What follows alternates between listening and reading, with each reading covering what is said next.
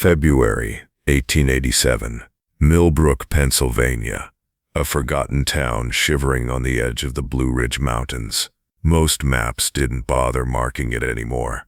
Most people didn't remember the orphanage on the hill, but the workers did.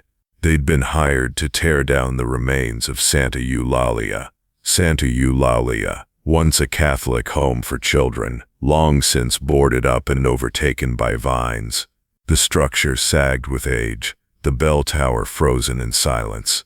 No one had entered it in nearly 40 years, until that morning. The team began with the chapel floor, old stone tiles, warped from decades of frost and neglect. But when a section collapsed beneath their feet, they didn't find support beams, they found bones. 93 shallow graves, perfectly aligned beneath the dining hall, each marked with a handmade wooden cross, each cross etched with a child's name and a year, between 1834 and 1851. The numbers matched something, an old census. Santa Eulalia had reported housing exactly 93 children during that time. None were ever recorded as adopted, none were ever listed as deceased, and yet, here they were, buried beneath their own supper table. The church moved swiftly. A delegation from the diocese arrived within 48 hours. Records were seized, reports sealed, the grounds bulldozed. The workers were paid double, on the condition they never speak of what they'd seen, and for a time it worked. The discovery vanished like a ghost in the snow. But silence isn't the same as peace, and some things refuse to stay buried. Over a century later, a box was found in the estate of a dying priest. Its contents, letters never mailed, photographs never developed, and a journal whose final page read only, "They called it purification, but it was sacrifice." The truth that followed is more than a scandal. It's a story of rituals in the dark, of hollow-eyed children fed fear in the name of faith, of a woman of God who believed that pain could cleanse the soul, and of a town that looked away until the ground itself gave up its secrets. A chapel bell echoes, faint, distant, wrong. This is not folklore. This is not metaphor. This is what really happened at Santa Eulalia Orphanage. Before we continue with the story of the Santa Eulalia Orphanage and their unspeakable secrets, I want to ask you something important. This channel isn't for everyone, only for the bravest souls who dare to confront the darkest chapters of American history. If you've made it this far, you're not like most people. You understand that some truths are too horrifying to ignore, no matter how much they disturb us. So, hit that subscribe button and join our community of true mystery seekers. And tell me in the comments, what state are you listening from? Are you brave enough to hear stories like this from your own backyard? Millbrook, Pennsylvania, 1830. A modest town clinging to the edge of Lancaster County, nestled between winter-choked forests and coal-churned hills. It was the kind of place where time dragged its feet, where neighbors knew each other's secrets, or thought they did. A quiet Protestant village, built on farming, faith, and tradition. That is, until the railroad came. With the iron rails came change, laborers, immigrants, and a name that would soon be whispered through every church pew and dusty barroom in Millbrook. Father Matthias Kellerman. He was a Bavarian-born priest, sent from Philadelphia. Handsome, articulate, and unnervingly calm, Father Kellerman wore his collar like armor. He arrived with a mission and a sponsor. Wealthy Catholic donors had set their sights on Millbrook as the future home of a grand charitable experiment, a sanctuary, a place of salvation, an orphanage for the abandoned and forgotten. By the spring of 1834, construction was complete. Atop the town's eastern hill stood a towering Victorian structure, all slate roofs, black spires, and echoing stone corridors. Santa Eulalia Orphanage, named after the Virgin Martyr of Barcelona. was a monument to Catholic compassion. At its peak, it housed nearly 100 children, most brought in from overcrowded city shelters, cholera-plagued neighborhoods, or workhouse orphan pits. The church called it a mercy. The townspeople called it a miracle. But not all miracles are divine. Father Kellerman was joined by Sister Miriam Aloysius, known to the children simply as Mother Miriam, an Irish nun with a spine of iron and eyes like frost. 2 younger sisters assisted her, Sister Sia and Sister Agnes, quiet women with tired hands and hollow smiles.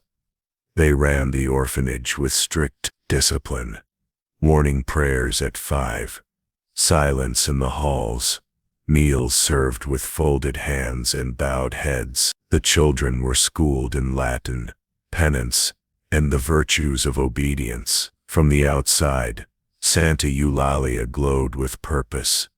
Visitors praised its orderly routines. Church newsletters sang of its sanctified discipline, and townsfolk, many of whom had never spoken to the children inside, marveled at how clean the windows stayed, even in winter. But even then, there were signs. The bell rang too often, not just at noon or vespers, but at strange hours, sometimes after midnight, sometimes 3 times in a row, as if pleading or warning. When townspeople asked, Father Kellerman would smile and say, "We toll for the lost." Few questioned it. Children were rarely seen in town. When they did appear to help unload supplies or tend the small garden, they were silent, their movements stiff and rehearsed. Some had bruises, others flinched at raised voices. All were pale. Dr. Abraham Luthen, the town's only physician, once offered to provide health checkups for free. His letters went unanswered. Others noticed oddities too.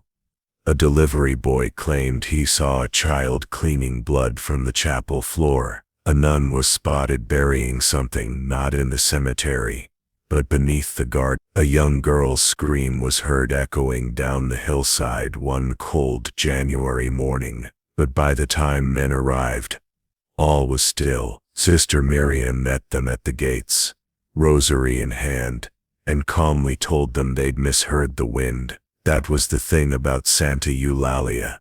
It didn't deny, it deflected, softly, politely, devoutly. By 1836, whispers had become stories. By 1837, stories had become suspicions. But Father Kellerman was untouchable. The church protected him.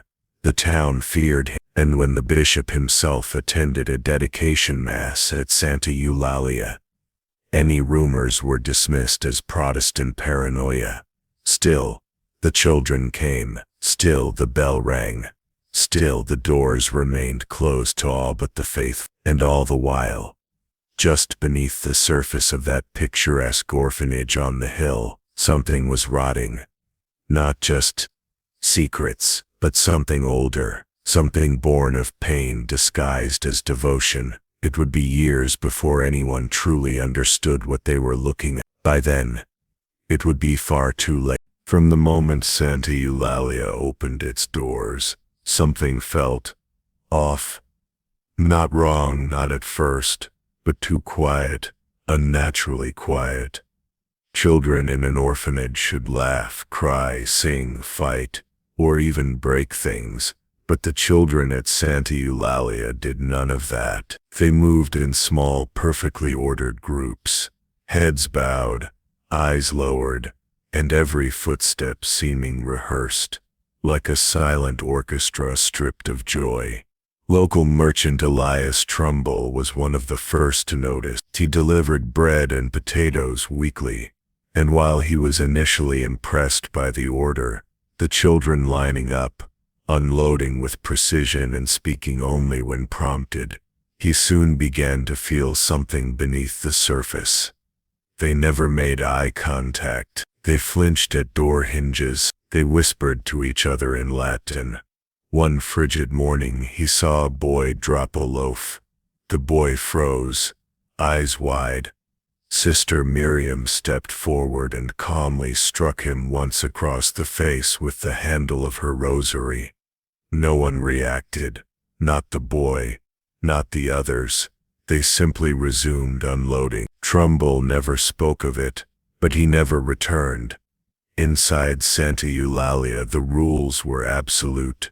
No speaking after sundown, no crying, no looking out the window. Sister Therese enforced reflection hours, where children were forced to kneel in silence on the stone chapel floor for as long as it took to purify their thoughts. Some fainted. One girl coughed blood and was never seen again. Father Kellerman called it ascetic preparation, claiming the children were being trained to become saints, vessels of divine obedience.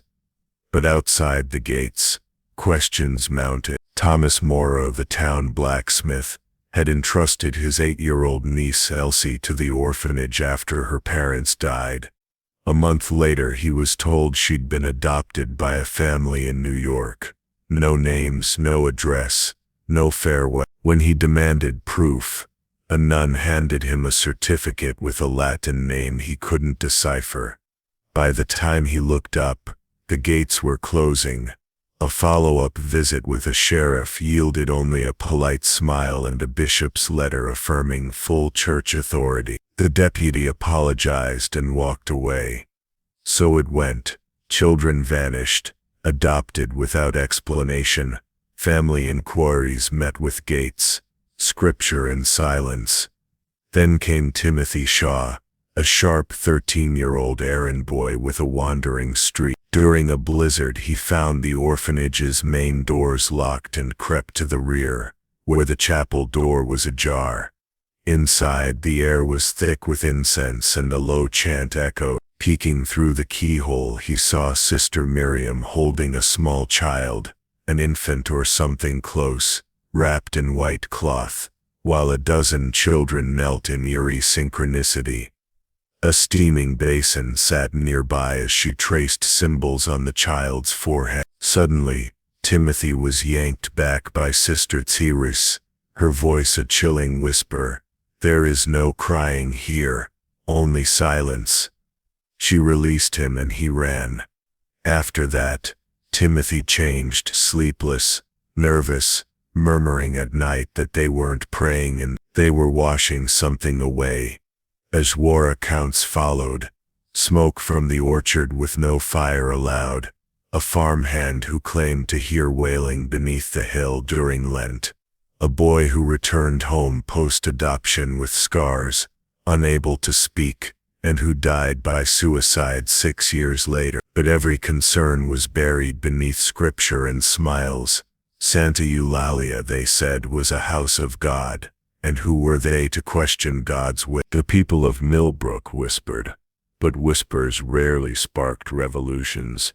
It would take a witness, someone brave, or perhaps reckless enough to see beyond Santa Eulalia's gates, and speak of what they saw. That witness came in the form of Patrick Odell, a carpenter's apprentice and part-time bell mechanic. In the spring of 1837, Father Kellerman summoned Patrick to repair a malfunction in the orphanage's bell tower. The great bronze bell, etched with Vox Dei, had begun ringing on its own at random hours, disturbing the silence of the night. Townsfolk joked it was haunted. The sisters claimed it was testing the faithful, but Kellerman wanted it silenced. Patrick, no stranger to creepy old buildings, had worked in churches, sanitariums, and even a hillside asylum, but nothing had ever chilled him like Santa Eulalia. As he ascended the tower, everything below seemed unnaturally still. The forest was breathless. The sky hung dull and gray. No birds circled the rooftop. It felt like the air itself was waiting for what he didn't know. Reaching the bell housing, he examined the pulley gear system and quickly realized the tension cable hadn't worn down. It had been deliberately unwound and clumsily restrung, like someone wanted the bell to ring unpredictably. He made a mental note to inform the priest. Then he heard it, faint, distant, not metal, not wind. Singing. Children's voices. Following the sound, he descended past the dormitories to the east wing. The hallway glowed with flickering candlelight from a cracked door. Inside, beds had been pushed away and a dozen children knelt in a perfect circle. Sister Agnes stood at the center chanting in Latin, over a basin filled with a dark liquid, blood perhaps. She dipped a cloth in and wiped their arms, revealing strange carvings in the skin. Patrick gasped. A little girl looked up at him, her lips moving, eyes wide and lifeless. Sister Agnes saw him.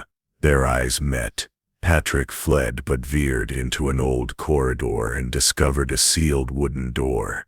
Behind it, more chanting. Using his tool, he forced the rusted lock and found a stairwell.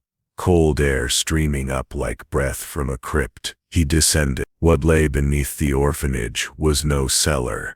It was a chamber, lit by candles in alcoves, reeking of incense and decay.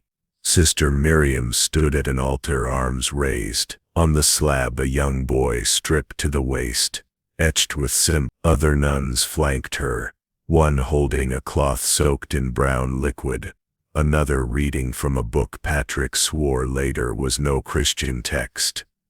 Miriam whispered, "Redimir per dolorem," redeemed through pain. She raised a thin blade to the child's chest. Patrick's scream finally came. He lunged, scattering candles and crates, seizing the boy and running with him up the stairs. Behind him, Miriam's voice rang out, "You don't understand, he was chosen." Patrick burst into Dr. Luthen's clinic just before dawn. The boy was alive, barely sedated, marked, whispering a final word before he died. "Salva. Save." Patrick told everything to the sheriff, the mayor, the bishop, but the church didn't retaliate with justice. It sent forged records, lost adoption files, and stamped medical reports with confidential. That was the moment Patrick understood. He wasn't just fighting a convent, he was fighting a machine. A machine that devoured children and wore a crucifix while it did. Patrick Odell's revelations didn't shatter the church's grip on Millbrook, but they fractured the silence, and in that fracture, something dangerous slipped through.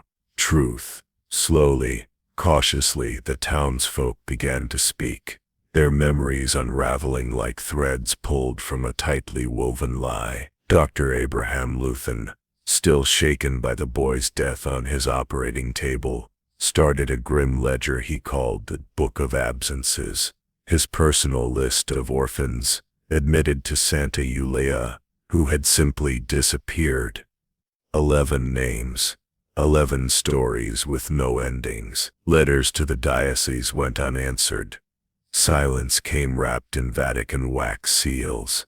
Then came Josephine Acker, the parish laundress, who remembered a shipment of nun habits soaked in a thick crimson stain that was not wine. When questioned, she was told Sister Agnes had suffered a nosebleed, but Josephine remembered clearly the stains had been smeared in the shape of crosses. Groundskeeper Nate Halberd found dead animals behind the orchard, once a crow, once a goat, each arranged in a perfect circle, the latter with its throat slit in clean surgical precision. He quit a week later, packed up his tools and never spoke of it again. Then there was Eloise Meyer, 12 years old, placed in Santa Eulalia after her parents drowned in the Susquehanna. Her uncle Harold, a miner hardened by coal and grief, visited her monthly, until one visit, when he was told she'd been sent east. The sisters handed him a torn envelope bearing no return address,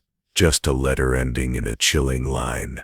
In his light, Miriam, suspicious and heartbroken. Harold returned under cover of darkness, lantern in one hand, crowbar in the other. What he found wasn't his niece, but Sister Therese, kneeling in the chapel before a line of small worn shoes, each etched with a child's name. One said Eloise. She didn't acknowledge him, just whispered louder as he backed out in horror. The sheriff dismissed his story, but Dr. Luthen didn't. He began cross-checking names, signatures, adoption files. Most led nowhere.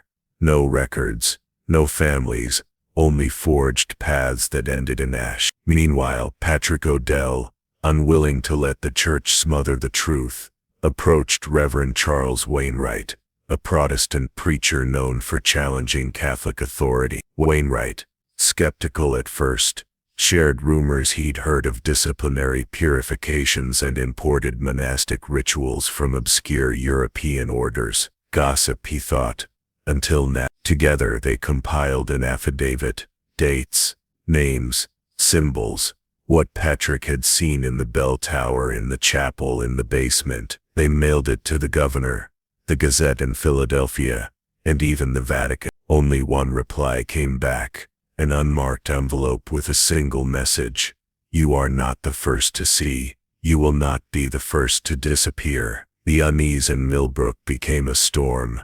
Mothers pulled their children from Sunday school. Shopkeepers whispered behind drawn curtains. But Father Kellerman doubled down. He held a public mass on the orphanage lawn and sermonized on the blessings of obedience and the purity that comes through sacrifice. Behind him stood Sister Miriam, still as marble. At the end, the bell tolled 93 times. No one moved, no one breathed. The truth wasn't buried anymore. It stood tall in robes, shielded by faith, cloaked in ritual, daring the town to defy it. And as the echoes of that bell drifted down the hills and through the homes of Millbrook, a dreadful certainty spread. The rot had never been hid, it had been sanctified. The final spark didn't come from the bishop or a government inquiry. It came from a girl the town had long forgotten, a girl named Anna Linwood, who had entered Santa Eulalia at age 12 after a mining collapse claimed her family. Her mother, too poor to keep her, surrendered Anna with trembling hands, promising to write letters that never came. For 3 long years, Anna faded into the walls of the orphanage, until one fog-drenched October morning, when she reappeared barefoot, bloodied and broken, her voice the only thing still intact. "There's a room," she told Dr. Luthen, "under the crypt. They call it the threshold." Though she'd never seen it herself, Anna spoke of rituals, of hunger meant to reveal visions, of children trembling not in pain but revelation. She said Sister Miriam called it divine clarity, and Anna knew where the key was, inside Father Kellerman's private chamber, beneath the altar cloth, wrapped in velvet. That night, under a moonless sky, a group of townsmen gathered: Luthen, Patrick O'Dell, Reverend Wainwright, and Caleb Dunn, a grizzled blacksmith and former soldier whose niece had vanished inside the orphanage the year before. They swore a blood oath. They would enter Santa Eulalia. They would find the threshold, and they would put an end to it. At midnight, slipping through the orchard gate, they crept into the old stone building, past portraits of saints with their eyes scratched out, until they reached the chapel. Just as Anna said, beneath the cloth, they found the key, an iron relic shaped like a dagger. They followed the corridor behind the vestry to a hidden crypt door, forced it open, and descended. The air turned wet and metallic, thick with old wax and something fouler. Alcoves lined the walls, jars with floating organs, wax dolls impaled with pins, and pages covered in scripture twisted anatomy. At the corridor's end, they found a black door. Patrick turned the key. Inside was a circular stone chamber with symbols etched into the ground, candles burning cold and in chains along the wall. 3 children, starved, trembling, one reciting the Lord's Prayer backwards. As they rushed to unbind them, a soft voice echoed behind them: "You shouldn't be here." Sister Miriam stood at the entrance, a rosary in one hand, a long iron rod in the other. "You don't understand," she said. "This isn't a prison, it's a bridge." Behind her, Sister Therese and Sister Agnes stepped into the candlelight, blades in hand. What followed was chaos, shouts, sparks, blood, fire. Caleb fought with brute strength. Patrick screamed until his throat tore, and when it was over, Sister Miriam was gone. So were two of the men. Only Caleb and Patrick emerged, dragging the children, pale and silent, into the night. Neither ever recounted what else they saw in that chamber, but by year's end, Patrick's hair turned white and Caleb wore a crucifix he never took off again. The church dismissed their claims. The bishop labeled it anti-Catholic hysteria, and the diocese closed the case without charges. A year later, Santa Eulalia burned mysteriously to the ground. But in the rolling hills of rural Pennsylvania, locals still say that if the night is quiet and the wind just right, you can hear the bell toll from beneath the ashes, and sometimes the whisper of a prayer spoken backward. Time passed, and with time came erasure. The wreckage of Santa Eulalia faded into moss and memory. New generations grew up in Millbrook without ever hearing the name. The field where the orphanage once stood became overgrown, choked by vines and bramble. The wind moved differently there, slower, heavier, as if something unseen was still watching. But some remembered. Anna Linwood, the girl who escaped, grew into a woman of fierce conviction. She never married. She never left Pennsylvania. Instead, she founded a home for orphaned girls, a quiet house with bright windows and open doors, where silence was never enforced, and no child was ever alone. She called it Threshold House, a reminder, not of the place she escaped, but of the one she would build in defiance of. In 1912, a theology student named Jonah Ackles stumbled across a forgotten box of correspondence at a church auction in York. Inside were torn letters, half-burned adoption forms, and one brittle journal, bound in cracked leather. The name Sister Miriam, embossed in faded gold. Jonah read it in a single night. The pages weren't the ravings of a mad woman, but methodical, chilling entries, cleansing rites, threshold awakenings, and child martyrs crowned in heaven. He sent the journal to his seminary professor. 2 weeks later, the professor died in what newspapers called an unfortunate fire. The journal was never recovered, but the story refused to die. In the 1950s, local children dared each other to camp on the hill. They returned pale, whispering of bells in the wind and Latin chants in the dark. One boy claimed to see a nun standing by the woods. No face, just a hollow mouth. A girl woke with tiny crosses scratched into her skin. The town fenced off the land, claiming it was to deter trespassers, but no one really tried to go there anymore. In 1978, Edward Harrington's exposé was reprinted for a religious history conference, but vanished from circulation, pulled some believe by church request. A lone librarian, Marion Clegg, kept a copy and began her own investigation. She traced descendants of nuns, survivors, even Father Kellerman. One lead pointed to a psychiatric facility in Quebec, where a mute man under the alias Kel scratched one word into his bed sheets every Sunday: Sanctificatum, consecrated. In 2003, a ghost hunting documentary team tried filming on site. Their gear failed. 3 crew members refused to return after hearing what they described as singing from below. Their footage contained one frame, a stone with a burned-in handprint. They never aired the episode. Today, if you drive to Millbrook, you won't find a plaque or memorial, just the wind, just the hill, and the trees growing in a perfect ring. Locals avoid it. They say the ground echoes when it shouldn't, and when the fog rolls in, you can hear a bell ringing, far too slow, 93 times. As for the legacy, Santa Eulalia is now discussed quietly in theology classes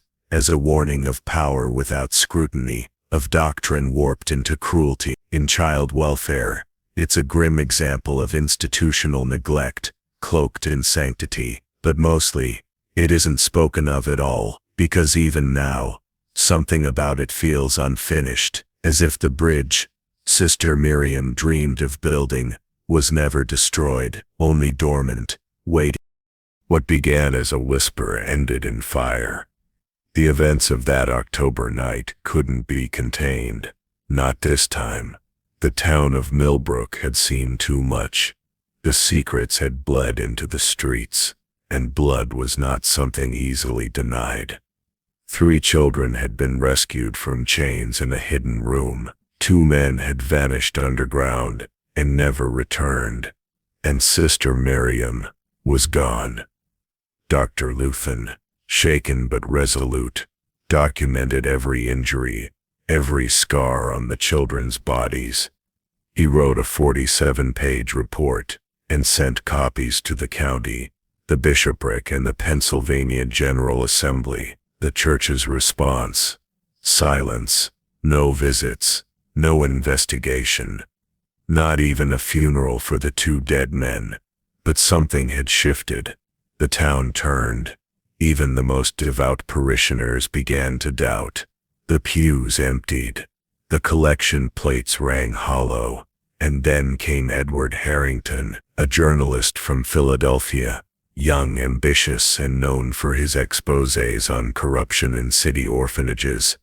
When he caught wind of the rumors from Millbrook, he came with ink-stained hands and a nose for scandal. He interviewed everyone: Luthen, Patrick Odell, Caleb Dunn, even Anna Linwood, who had since been taken in by a Lutheran widow and refused to sleep without a lantern lit. Harrington pieced together a timeline, collected letters, receipts, falsified adoption papers. He tracked down former nuns who had fled the order, and found one in Boston, a broken woman, who claimed Sister Miriam had once studied under a forbidden sect in France, excommunicated for practicing the theology of pain. The core belief that innocence could be purified through suffering, that divine light only came through complete annihilation of the self, and the most innocent of all were children. Harrington's article was published in the Philadelphia Gazette, under the headline, "The Threshold: How Faith Became Murder in the Hills of Pennsylvania." It sent shockwaves through the state. Senators demanded hearings. Protestant leaders demanded criminal charges. Catholic officials demanded silence. But the fire had already started. Within days, a second newspaper printed names, 93 first names only, drawn from old records, adoption logs, and eyewitness memory. Most of those children had never been seen again. Locals began placing crosses near the ruins, white wooden markers etched with the names the world tried to forget. By the end of the month, there were 93. The church issued a public statement calling the events deeply regrettable and promised renewed oversight into orphanage operations. But no one was arrested. No one was defrocked. Father Kellerman disappeared before the fire.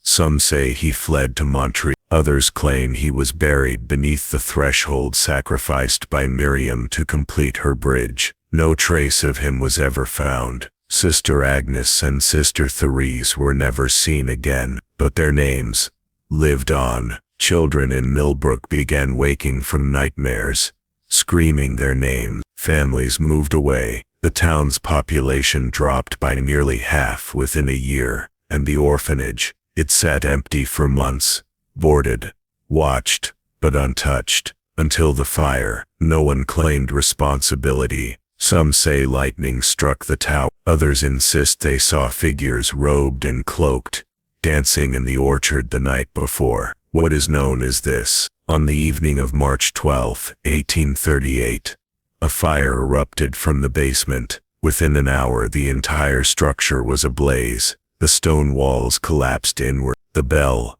Vox Dei, cracked and fell through the chapel floor. The flames rose so high they could be seen from the next county, and as it burned, people heard something.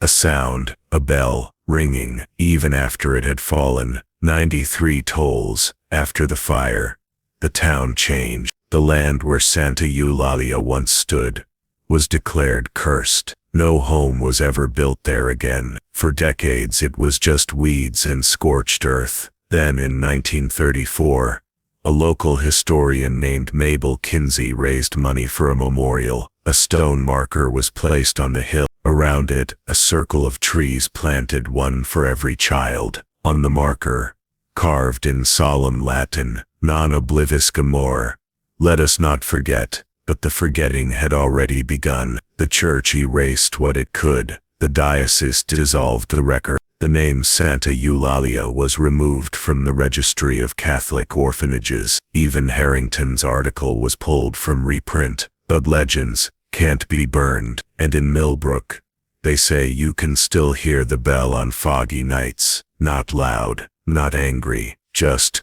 call. In the decades that followed the fire, Santa Eulalia faded from memory, but the ground did not forget. In 1987, while installing new water mains near the base of the hill in Millbrook, a construction crew unearthed a cracked stone slab, engraved with a chilling number. Beneath it were shallow graves, disordered and rough, containing the remains of children, bones small and brittle, many showing signs of restraint, fractures, and in one case trepanation. The sheriff cordoned off the site, but not before word spread. One worker, Jared Marks, a war veteran, quit on the spot, claiming the bones weren't alone.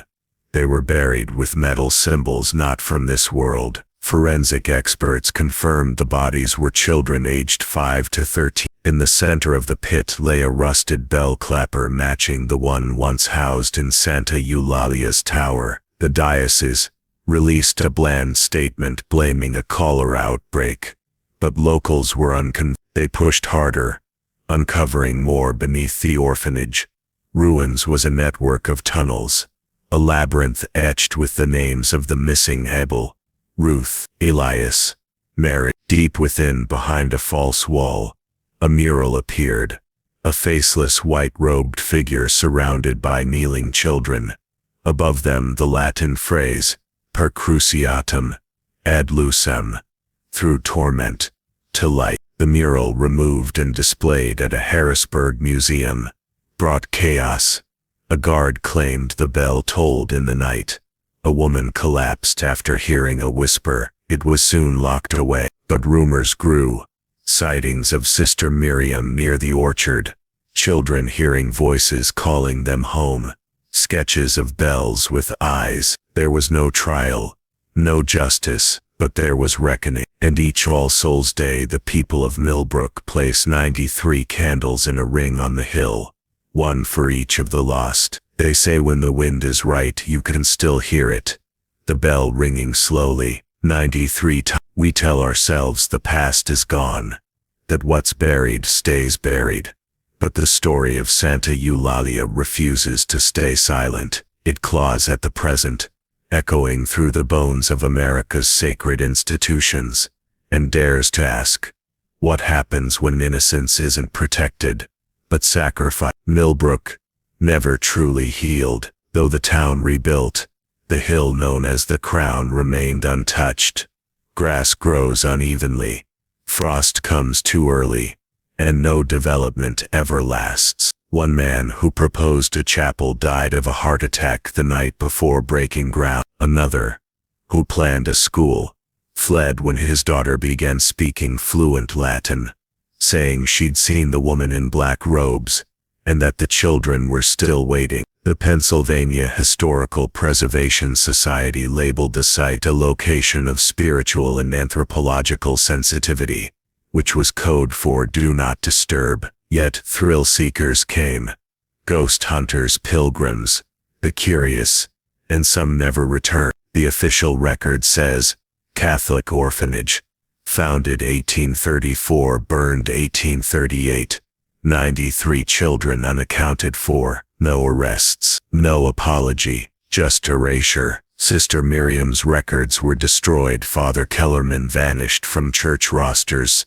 survivors relocated or discredited, a spiritual cover-up, but memory outlives parchment. Anna Linwood's Threshold House endured until her death in 1909, and her journals, preserved by Quakers, spoke plainly. I carry 92 ghosts, but I do not carry shame. That belongs to those who stayed silent. In 2021, archivists discovered church correspondence describing experiments, threshold rites, and divine trials. One chilling line read, "If suffering brings them closer to heaven, who are we to intervene?" It went viral.